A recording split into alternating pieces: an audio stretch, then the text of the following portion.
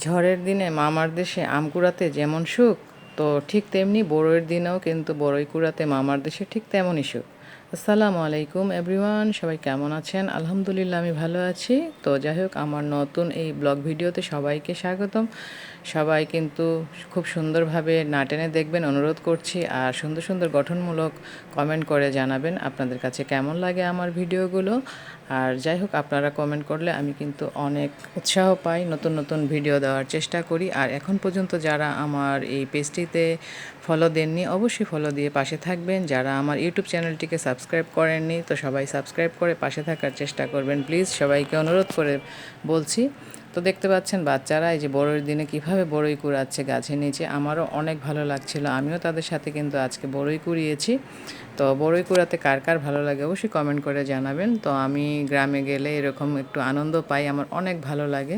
তো আপনাদের এই গ্রাম কেমন লাগে অবশ্যই করে জানাবেন। গ্রাম মানেই কিন্তু প্রশান্তির জায়গা। যারা গ্রামে থাকেন বা গ্রামের আশেপাশে থাকেন তারাই জানবেন গ্রামের মধ্যে কতটুক প্রশান্তি আছে। এই যে দেখতে পাচ্ছেন ঘুরে ঘুরে বেড়াচ্ছি, আর আমরা এইভাবে বড়ই পেড়ে খাচ্ছি, বাচ্চারাও আনন্দ পাচ্ছে, আমিও পাচ্ছি। আমরা অনেক এখান থেকে বড়ই নিয়েছি এবং ভর্তা করেও খেয়েছি। তো যাই হোক, এদিকে গাছে গাছে আবার আমের মুকুল এসেছে, আমও ধরে ফেলেছে।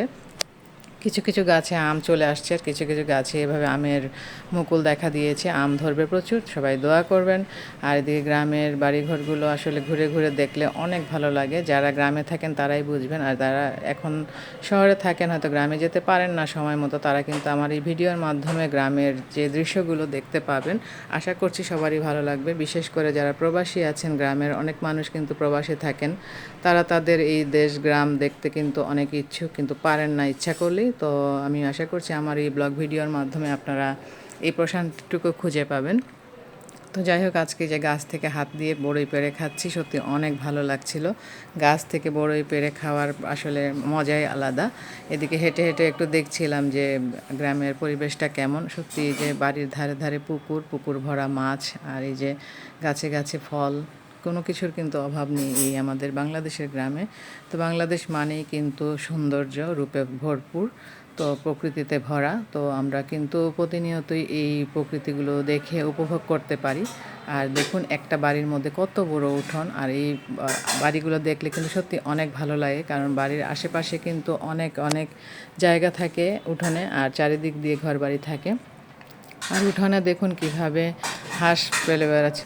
তো গ্রামগঞ্জে কিন্তু এভাবে হাঁসের বাচ্চা পালন করা হয়, দেখেছেন, এই যে মশারির ভিতরে, যাতে বাচ্চাগুলোকে কোনো বেজি বলেন বা কাক বলেন না নিয়ে যায়। এই জন্য বাচ্চাগুলোকে এভাবে সুরক্ষিতভাবে রাখা, আর এইভাবে খাবার দেওয়া হয়েছে। তো আমার পার্থমণি কিন্তু ঘুরে ঘুরে বাচ্চাগুলোকে দেখছে আর আমাকে দেখাচ্ছে যে দেখুন ম্যাডাম কি সুন্দর হাঁসের বাচ্চাগুলো। আমার পার্থর মতোই বাচ্চাগুলো, দেখেছেন, এই যে দেখুন, অনেক ভালো লাগছে তাই না? আমার কিন্তু অনেক ভালো লাগছিল। আর এভাবে গ্রামের দৃশ্য দেখে সবারই ভালো লাগবে। আর গ্রামগঞ্জে দেখুন এভাবে কিন্তু গোবর দিয়ে জ্বালানি তৈরি করা হয়, আপনারা প্রায় ভিডিওতে আমার দেখেছেন। এগুলো আমার কিন্তু অনেক ভালো লাগে, অনেক পরিশ্রমের কাজ, তারপরেও কিন্তু এটার মধ্যে প্রশান্তি আছে যে বর্ষার শেষে কিন্তু এই লাকড়ির চাহিদাটা কিন্তু মেটে। তো এই যে দেখুন আপু কত কষ্ট করে এই গোবরের খড়ি তৈরি করছেন, আমি দেখছিলাম। আর ওনাকে একটু ভিডিও করলাম যে এটা আসলে কষ্টের ফল। সবাই আপুর জন্য দোয়া করবেন। আর গাছে গাছে অনেক লাউ ধরেছে, ইনশাআল্লাহ অনেক লাউ ফলবে দেখেই মনে হচ্ছে। তো যাই হোক, এই দৃশ্যটা আপনাদের কাছে কেমন লাগলো আপনারা অবশ্যই কমেন্ট করে জানাবেন। পরবর্তীতে আমি নতুন নতুন আরও ভিডিও দেওয়ার চেষ্টা করব। আমি কিন্তু গ্রামে যখন যাই মানে একটু হলেও ভিডিও করার চেষ্টা করি, আমার প্রকৃতি দেখতে অনেক ভালো লাগে, আর আপনাদেরকেও একটু দেখার সুযোগ করে দিই। তো যাই হোক, আজকের ভিডিওটি আপনাদের কাছে কেমন লেগেছে অবশ্যই আপনারা কমেন্ট করে জানাবেন। আর এদিকে মুরগির বাচ্চা নিয়ে হাঁটাহাঁটি করছে, আমরাও এর মধ্যে হেঁটে হেঁটে চলে যাচ্ছি। তো আমরা ভিডিওর প্রায় শেষ অংশে চলে এসেছি, আজকে চলে যাচ্ছি বাসায়। তো যাই হোক, বাচ্চারা আমার সাথে সাথেই ছিল।